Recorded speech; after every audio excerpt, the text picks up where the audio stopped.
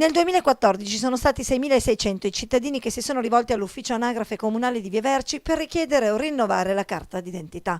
In molti però forse non sapevano che nella stessa occasione, con un semplicissimo gesto, avrebbero potuto regalare una speranza a una persona malata, compilando un modulo e dichiarandosi donatori di organi.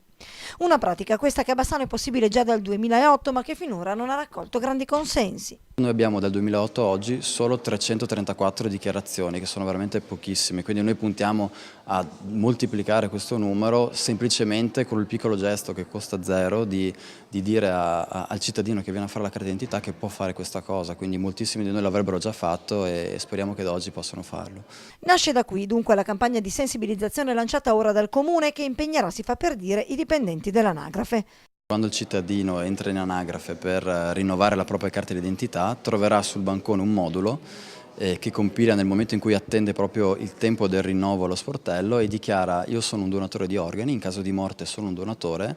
Lo sportello prende questa domanda che viene compilata, lo gira all'ASL regionale che poi lo rigira l'informazione a livello nazionale sul registro dei donatori degli organi, quindi con questo piccolo gesto io do questa possibilità in caso di morte di essere un donatore. Ovviamente è sempre possibile compilare il modulo ed esprimere il proprio consenso alla donazione degli organi in qualunque momento, basta recarsi all'anagrafe comunale o agli sportelli dell'ULSS.